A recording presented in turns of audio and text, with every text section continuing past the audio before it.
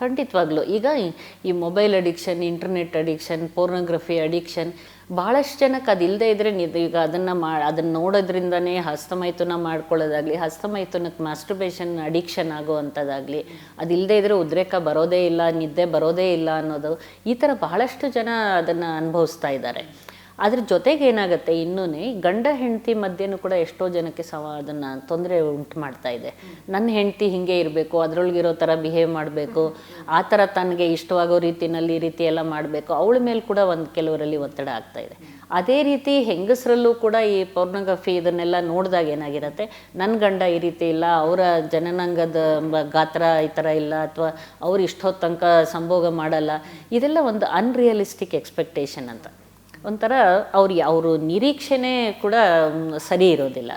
So ಆ ರೀತಿ ತೊಂದರೆಗಳು ಬರ್ತಾ ಇದೆ. ಗಂಡ ಹೆಂಡತಿ ಮಧ್ಯದಲ್ಲಿ ಸಂಬಂಧದಲ್ಲಿ ತೊಡಕುಗಳು, ಇವರು ನೀವು ಹೇಳ್ದಂಗೆ ಅಡಿಕ್ಷನ್, ಅದಕ್ಕೋಸ್ಕರನೇ ಆಗುವಂಥದ್ದು, ಅದರಿಂದ ಆಗುವಂಥ ತೊಂದರೆಗಳು, ಮತ್ತು ಇದರಿಂದ ಹಿಂಸೆ ಕೊಡೋದಾಗಲಿ, ಹಿಂಸೆ, ಅವರಲ್ಲಿ ಫ್ರಸ್ಟ್ರೇಷನ್ನು, ಜಗಳ ಕದನ, ಎಷ್ಟೋ ಡೈವರ್ಸ್ ತನಕ ಹೋಗುವಂಥದ್ದು. ಸತ್ಯ ಹೇಳ್ತೀನಿ, ಯಾರು ಮಾತಾಡದೇ ಇರೋ ವಿಚಾರ ಆಗ್ಬಿಟ್ಟಿದೆ ಇದು. ಇದ್ರ ಬಗ್ಗೆ ಯಾರು ಮಾತಾಡಕ್ಕೆ ಆಗಲ್ಲ. ಈಗ ಏನಂತ ಮಾತಾಡ್ತೀರಿ? ಯಾರ ಹತ್ರ, ಹೊರಗಡೆ ಮನೆಯವ್ರ ಹತ್ರ ಹೇಳಕ್ಕಾಗಲ್ಲ, ಫ್ಯಾಮಿಲಿ ಮೆಂಬರ್ಸ್ ಹತ್ರ ಬಂದಿರೋ ಪ್ರಾಬ್ಲಮ್, ಹತ್ರ ಹೇಳ್ಕೊಳಕ್ಕಾಗಲ್ಲ, ಡಾಕ್ಟರ್ ಹತ್ರ ಹೋಗಕ್ಕೆ ಏನಿದೆ, ಇದಕ್ಕೇನಕ್ಕೆ ಡಾಕ್ಟರ್ ಹತ್ರ ಹೋಗೋದು, ಡಾಕ್ಟರ್ ಹತ್ರ ಹೋಗಿ ಏನು ಮಾಡಬೇಕಾಗಿದೆ ಅಂತ ಅನ್ಸ್ಬಿಡುತ್ತೆ. ಜನಗಳು ಬೋತ್ ಮೇಲ್ ಆ್ಯಂಡ್ ಫೀಮೇಲ್ ಇವತ್ತು ಈ ರೀತಿ ಪೋರ್ನೋಗ್ರಫಿಗೆ ಅಡಿಕ್ಟ್ ಆಗಿರೋವಂಥದ್ದು, ಆಮೇಲೆ ಸಿಕ್ಕಾಪಟ್ಟೆ ಫ್ಯಾಂಟಸೈಸಿಂಗು, ಅದು ಏನನ್ನೋ ತಿಳ್ಕೊಂಡು ಅವ್ರ ಜೀವನನ ಹಾಳು ಮಾಡ್ಕೋತಾರೆ. ನಿರೀಕ್ಷೆಗಳು ಜಾಸ್ತಿ ಆಗ್ತಾ ಹೋಗುತ್ತೆ. ಆ ನಿರೀಕ್ಷೆಗಳಿಗೆ ತಕ್ಕನಾಗಿ ಸಹಜ ಜೀವನ that becomes an unrealistic expectation.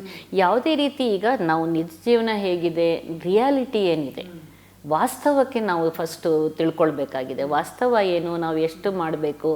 ಈಗ ಮೊದಲು ಅದೆಲ್ಲ ಇಲ್ಲದ ಸಮಯದಲ್ಲಿ ಎಲ್ಲರೂ ಖುಷಿಯಾಗಿದ್ರು, ಸಂತೋಷವಾಗಿದ್ದರು. ಅದನ್ನು ಯಾಕಂದರೆ ಅವರ ನಿರೀಕ್ಷೆ ಮಟ್ಟ ಕಡಿಮೆ ಇತ್ತು.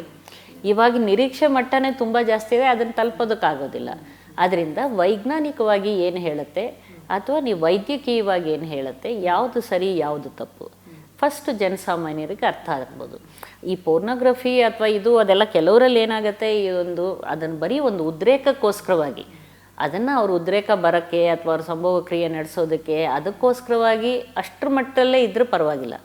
ಅದನ್ನು ಮೀರಿ ನಾನು ಆ ಥರ ಇಲ್ಲ ಅನ್ನೋದು, ಅವರು ಒಂದು ಆತಂಕ ಖಿನ್ನತೆ ಒಳಗಾಗೋದು, ಅಥವಾ ನನ್ನ ಒಂದು ಸಂಗಾತಿ ಇದೇ ರೀತಿ ಅವ್ರು ವರ್ತಿಸ್ಬೇಕು, ನನ್ನ ಜೊತೆ ಹಾಗೆ ಇರಬೇಕು ಅನ್ನೋದು ಒಂದು ಫೋರ್ಸ್ ಮಾಡೋದಾಗಲಿ, ಅದರಿಂದ ಆಗುವಂಥ ಕೆಟ್ಟ ಪರಿಣಾಮಗಳು, ಇದೆಲ್ಲ ಕೂಡ ತೊಂದರೆ ಕೊಡ್ತಾ ಇರೋದು. ಸೊ ಅಂಥ ಸಮಯದಲ್ಲಿ ಅವ್ರಿಗೆ ಹಂಗೆ ಅನಿಸಿದರೆ, ಒಂದು ಡಿ ಅಡಿಕ್ಷನ್, ಅದರಿಂದ ಅಡಿಕ್ಷನ್ ಕಡಿಮೆ ಮಾಡೋವಂಥದ್ದು ಒಂದು ಚಿಕಿತ್ಸೆ ಬೇಕಾಗುತ್ತೆ. ಮತ್ತು ಇಬ್ರಿಗೂ ಒಂದು ಆಪ್ತ ಸಮಾಲೋಚನೆ, ಯಾವ್ದು ಸರಿ ಯಾವ್ದು ತಪ್ಪು, ನೀವು ಏನು ಮಾಡ್ಬೋದು. ಈಗ ಲೈಂಗಿಕತೆಯಲ್ಲಿ ಏನಿರೋದು, ಗಂಡ ಹೆಂಡತಿ ಸಂಬಂಧ ಅಥವಾ ಯಾವುದೋ ಸಂಗಾತಿಗಳಾಗಲಿ ದೈಹಿಕ ಸಂಬಂಧ ಮಾಡಬೇಕಾದ್ರೆ ಒಬ್ಬರಿಂದ ಒಬ್ಬರಿಗೆ ತೊಂದರೆ ಆಗಬಾರ್ದು, ಹಿಂಸೆ ಆಗಬಾರ್ದು, ಅವ್ರನ್ನ ದುರುಪಯೋಗ ಮಾಡ್ಕೋಬಾರ್ದು, ಯಾವುದೂ ಬಲವಂತದ ಸಂಭೋಗ ಕ್ರಿಯೆ ಆಗಬಾರ್ದು. ಅದು ಇರೋದು ಡಿಕ್ಟಮು. ಅದು ಅಷ್ಟರೊಳಗೆ ನೀವು ಇಟ್ಕೊಂಡಾಗ ಯಾವುದೇ ರೀತಿ ನಿಮ್ಮ ಲೈಂಗಿಕ ಚಟುವಟಿಕೆಗಳು, ಸಂಭೋಗಗಳು ಅಥವಾ ನಿಮ್ಮ ಉದ್ರೇಕಗಳು ಯಾವುದೂ ತಪ್ಪಲ್ಲ ಇದರೊಳಗೆ. ಅದರೊಳಗೆ ನನ್ನಿಂದ ನನ್ನ ಸಂಗಾತಿಗೆ ತೊಂದರೆ ಆಗಬಾರ್ದು, ಅವಳಿಗೂ ಇಷ್ಟವಾಗಬೇಕು, ಅಥವಾ ನನ್ನ ಗಂಡನಿಗೂ ಇಷ್ಟವಾಗೋ ರೀತಿಯಲ್ಲಿ ಅವಳು ಬಿಹೇವ್ ಮಾಡಿದ್ರಾಗಲಿ, ಅದ್ರಾಗ ಯಾವುದೂ ತಪ್ಪಿಲ್ಲ. ಎಷ್ಟೋ ಜನ ಸ್ತ್ರೀಯರಿಗೆ ಇನ್ನೂ ನನ್ನ ಗಂಡ ಈ ರೀತಿ ಹೇಳ್ತಾರೆ, ಆ ರೀತಿ ಮಾಡಂತಾರೆ, ಹಿಂಗೆ ಮಾಡ್ತಾರೆ, ನನಗೆ ಅದೆಲ್ಲ ಇಷ್ಟ ಎಲ್ಲ ಮಾಡಿ, ಇನ್ನೂ ಜನರಿಗೆ, ಯಾಕಂದರೆ ಅವರಲ್ಲೂ ಅರಿವು ತಿಳುವಳಿಕೆ ಕಡಿಮೆ ಇರುತ್ತೆ ಸ್ತ್ರೀಯರಲ್ಲಿ. ಯಾವುದು ಮಾಡಿದರೆ ಸರಿ, ಯಾವುದು ಮಾಡಿದರೆ ತಪ್ಪು ಅನ್ನೋದೇ ಅವ್ರಿಗೆ ಬೇಸಿಕಲಿ ಗೊತ್ತಿರಲ್ಲ. ಹಿಂಗೆ ಮಾಡಿದರೆ ಸರಿನಾ, ನಿನಗೆ ಹಿಂಸೆ ಆಗದ ರೀತಿಯಲ್ಲಿ ನಿನಗೆ ಇಷ್ಟವಾಗತ್ತಾ, ನಿನಗೆ ಅದರಿಂದ ತೊಂದರೆ ಆಗಲ್ಲ ರೀತಿ ಆದರೆ ನೀನು ಯಾವುದೇ ಚಟುವಟಿಕೆಯಲ್ಲಿ ಭಾಗವಹಿಸಿದ್ರೂ ಏನೂ ತಪ್ಪಿಲ್ಲ ಅದನ್ನು. ಯಾಕಂದರೆ ನಿಮ್ಮಿಬ್ಬರ ಸಂಬಂಧ, ನಿಮ್ಮಿಬ್ಬರು ಸಂತೋಷ, ನಿಮ್ಗೆ ಅದರಿಂದ ಸಿಗೋವಂಥ ಆನಂದ, ಅದು ನಿಮ್ಮ ಸಂಬಂಧನೂ ಗಟ್ಟಿಗೊಳಿಸುತ್ತೆ. ಈಗ ಯಾವುದೇ ಒಂದು ಲೈಂಗಿಕ ಸಂಪರ್ಕ ಅಂದರೆ ಒಂದು ಗಂಡು ಹೆಣ್ಣನ್ನು ಒಂದು ಹತ್ತಿರ ತರೋವಂಥ ಸಾಧನ. ಅದನ್ನು ಅವರಿಬ್ಬರ ಒಂದು ಜೀವನನ ಸುಧಾರಿಸೋಕ್ಕೆ, ಅವ್ರಿಗೆ ಖುಷಿ ಅನುಭವಿಸೋಕೆ ಸೆಕ್ಸ್, ಅದಕ್ಕೆ ನಾವು ಹೇಳ್ತೀವಿ for procreation, recreation and relation. ಅದನ್ನು ಸಂತಾನೋತ್ಪತ್ತಿಗೂ ಅವರಿಬ್ಬರು ಸಂಬಂಧನೂ ಮಾಡೋಕ್ಕೆ, ಅದರಿಂದ ಅವರು ಒಂದು ಖುಷಿ ಸಂತೋಷ ಅನುಭವಿಸೋದಕ್ಕೆ ಜೀವನದಲ್ಲಿ. ಸೊ ಇದೆಲ್ಲನೂ ಭಾವನೆಗಳಿಗೂ ಸೆಕ್ಶುವಾಲಿಟಿಗೂ ಎಷ್ಟು ಮಟ್ಟಿಗಿನ ಸಂಬಂಧ ಇದೆ, ಒಂದಕ್ಕೊಂದು ಪೂರಕವಾ, ಅದ್ರ ಬಗ್ಗೆ ಹೇಳ್ಬೋದಾ? ಮತ್ತು ಆತ್ಮವಿಶ್ವಾಸ ಚೆನ್ನಾಗಿ ಇದ್ದರೆ, ಒಬ್ಬರಲ್ಲೊಬ್ಬರಿಗೆ ಗೌರವ ಇದ್ದರೆ ಅದು ಇನ್ನಷ್ಟು ಜೀವನ ಚೆನ್ನಾಗಿರುತ್ತಾ, ಹೇಗೆ? ಖಂಡಿತ. It's a mind, body and soul. Sex ಅನ್ನೋದು ಒಂದು ಬಹಳ ಸಿಂಪಲ್ ವಿಷಯ ಅಲ್ಲ. ಇಡೀ ದೇಹ ಅದರೊಳಗೆ ಅದನ್ನು ತನ್ನ ಪಾತ್ರ ವಹಿಸತ್ತೆ. ಅದು ಬ್ರೈನಿಂದ ಬಿಗ್ಗೆಸ್ಟ್ ಸೆಕ್ಸ್ ಆರ್ಗನನ್ನು ಮಿದುಳು ಅಂತ ಹೇಳಿ. Okay. It is not in between thighs, it is in between ears ಅಂತ ಹೇಳ್ತೀವಿ ನಾವು. ಅದಕ್ಕೋಸ್ಕರನೇ that is the biggest sex organ. Skin is a very big sex organ. ನಿಮ್ಮ ಸ್ಪರ್ಶ ಯಾವ ರೀತಿ ನೀವು ಪ್ರೀತಿಯಿಂದ ಇರೋವಂಥ ಸ್ಪರ್ಶ ಇರ್ಬೋದು, ಯಾವ ರೀತಿ ನೀವು ಮಾಡುತ್ತೆ, ಅದು ಕೂಡ ಒಂದು ದೇಹದ ಪಂಚೇಂದ್ರಿಯಗಳು ಅದರೊಳಗೆ ತಗೊಳುತ್ತೆ. ಮೆದುಳು, ಬ್ರೈನ್, 5 ಸೆನ್ಸ್ ಆರ್ಗನ್ಸು, ನಿಮ್ಮ ಕಣ್ಣು, ಮೂಗು, ಕಿವಿ, ಬಾಯಿ, ನಿಮ್ಮ ಸ್ಪರ್ಶ, ಇದೆಲ್ಲ ಕೂಡ ಪಾತ್ರ ವಹಿಸುತ್ತೆ. ಅದು ಜನನಾಂಗಗಳದ್ದು ಒಂದು ಪಾತ್ರ ಅಷ್ಟೇ, ಬಟ್ ಎಲ್ಲ ಇಡೀ ದೇಹ ಅದರೊಳಗೆ ಭಾಗವಹಿಸುತ್ತೆ. ನಿಮ್ಮ ಹೃದಯ, ಹಾರ್ಟ್ ಬೀಟ್ ಜಾಸ್ತಿ ಆಗುತ್ತೆ, ಬ್ಲಡ್ ಪ್ರೆಷರ್ ಜಾಸ್ತಿ ಆಗುತ್ತೆ, ಸ್ವೆಟಿಂಗ್ ಬರುತ್ತೆ.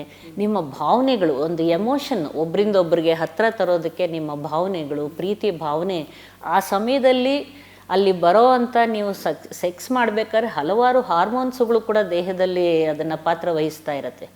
ಆ ಒಂದು ಖುಷಿಯಾದ ಒಂದು ಸಂಭವ ಕ್ರಿಯೆ ಮಾಡಿದಾಗ ಒಂದು ಆ ಹಾರ್ಮೋನ್, ಲವ್ ಹಾರ್ಮೋನು ಅಥವಾ ರಿಲೇಷನ್ಶಿಪ್ ಹಾರ್ಮೋನ್ ಕೂಡ ನಿಮಗೆ ಆ ಸಮಯದಲ್ಲಿ ರಿಲೀಸ್ ಆಗುತ್ತೆ. ರಿಲೇಷನ್ಶಿಪ್ ಹಾರ್ಮೋನ್ ಅಂತ ಅದೇನೇ ಆಕ್ಸಿಟೋಸಿನ್ನು ಇದನ್ನೆಲ್ಲ ರಿಲೀಸ್ ಆದಾಗ ಅದಕ್ಕೆ ಒಂದು ತೃಪ್ತಿ ಭಾವನೆ, ನಿಮ್ಮ bonding, it's A bonding hormone ಅಂತ ಅದಕ್ಕೆ ಹೇಳೋದು.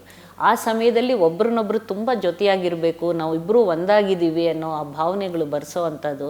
ಅದು ಒಂದು ಪ್ರಪಂಚದ ಅಥವಾ ಒಂದು ಪ್ರಕೃತಿಯ ಬಹಳ ದೊಡ್ಡ ಒಂದು ವಿಸ್ಮಯ ಅಂತ ಹೇಳ್ಬೋದು.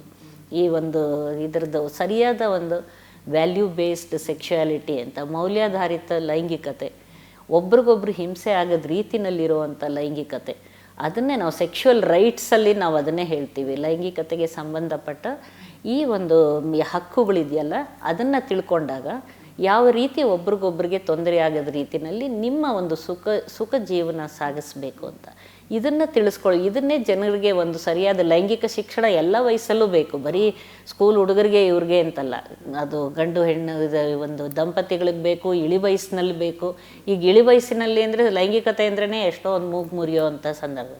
ಖಂಡಿತ ಆ ಥರ ಆ ಭಾವನೆ ತಪ್ಪು ಭಾವನೆ ಅಂತ ಹೇಳ್ಬೋದು. ಇಳಿ ವಯಸ್ಸಿನಲ್ಲೂ ಅವ್ರದ್ದೇ ಅದು ಒಂದು ಲೈಂಗಿಕತೆ ಇದೆ, ಅವರ ಒಂದು ಸಂಬಂಧ ಇದೆ. ಎಲ್ಲ ಒಂದು ಸ್ತ್ರೀಯರಿಗೇನಾಗುತ್ತೆ, ಮುಟ್ಟು ನಿಂತ ತಕ್ಷಣ ಅದು ಲೈಂಗಿಕ ಜೀವನದ ಕೊನೆ ಅಂದ್ಕೊಂಡ್ಬಿಡ್ತಾರೆ, ಎಂಡ್ ಆಫ್ ಸೆಕ್ಸ್ ಲೈಫ್ ಅಂತ. ಈಗ 45-50 ವಯಸ್ಸಿಗೆ ಮುಟ್ಟು ನಿಂತರೆ ಈಗ ಹೆಚ್ಚು ದಿನ ಬದುಕ್ತಾ ಇದ್ದಾರೆ ಅವರು, 70, 80, 90, 100 ವರ್ಷದ ತನಕ ಬದುಕ್ತಾ ಇದ್ದಾರೆ. ಆ ಸಮಯದಲ್ಲೂ ಕೂಡ ಆ ಸಂಗಾತಿತನ ಅಥವಾ ಆ ರಿಲೇಷನ್ಶಿಪ್, ಗಂಡು ಹೆಣ್ಣಿನ ಸಂಬಂಧ, ಎಲ್ಲ ಮಕ್ಕಳು ಎಲ್ಲ ದೊಡ್ಡವರಾಗಿ ಹೊರಗೋಗಿರ್ತಾರೆ, ಗಂಡ ಹೆಂಡತಿ ಇಬ್ಬರೇ ಉಳ್ಕೊಂಡಿರೋದು. ಆ ಸಮಯದಲ್ಲಿ ಅವ್ರ ಜೀವನ ಚೆನ್ನಾಗಿರಬೇಕು, ಕ್ವಾಲಿಟಿ ಆಫ್ ಲೈಫ್, ಜೀವನದ ಗುಣಮಟ್ಟ ನಮಗೆ ಬೇಕಾಗಿರೋದು. ಸೊ ಸೆಕ್ಸ್ ಅಂದರೆ ಬರೀ ಒಂದು ಯಂಗ್ಸ್ಟರ್ಸ್, ಅದು ಯುವ ಜನಾಂಗದ ಲೈಂಗಿಕತೆ ಮಾತ್ರ ಗ್ಲೋರಿಫೈ ಮಾಡೋದು. ಯಾಕಂದರೆ ಸಿನಿಮಾ, ಕತೆ, ಕಾದಂಬರಿಗಳು ಎಲ್ಲದರೊಳಗೂ ಅದನ್ನು ಮಾತ್ರ ಮಾಡ್ತಾರೆ. ಇಳಿ ವಯಸ್ಸಿನವ್ರಿಗೆ ಅವ್ರದ್ದೇ ಅದು ಸೆಕ್ಷುಯಾಲಿಟಿ ಇದೆ. ಅಂದರೆ ಆ ಸಮಯದಲ್ಲಿ ಕೆಲವು ಕಾಯಿಲೆಗಳು ಬರ್ಬೋದು, ಜಾಯಿಂಟು, ಇದು ಬ್ಲಡ್ ಪ್ರೆಷರು, ಡಯಾಬಿಟೀಸು, ಅದಕ್ಕೆ ತಕ್ಕನಾಗಿ ಲೈಂಗಿಕತೆ ಕೂಡ ಬದಲಾಗ್ತಾ ಇರುತ್ತೆ ಎಲ್ಲ ವಯಸ್ಸು ಬದಲಾದಂಗೆ. ಅದಕ್ಕೆ ಪೂರಕವಾಗಿ ಯಾವ ರೀತಿ ಅವರು ಸುಖಕರವಾದ ಜೀವನ ನಡೆಸಬೇಕಂತ ಆವಾಗಲೂ ಕೂಡ ಅವರು ಖಂಡಿತ ವೈದ್ಯರ ಹತ್ರ ಬಂದು ಯಾವುದೇ ನೋವಿನ ಸಂಭೋಗ ಇರ್ಬೋದು, ಹಾರ್ಮೋನ್ ಡಿಫಿಷಿಯನ್ಸಿ ಇರ್ಬೋದು, ಅದಕ್ಕೆ ಚಿಕಿತ್ಸೆ ಪಡ್ಕೊಳ್ಳೋದ್ರಲ್ಲಿ ಯಾವುದೇ ಮುಜುಗರದ ಭಾವನೆ ಇಟ್ಕೋಬೇಕಾಗಿ. ಓಕೆ.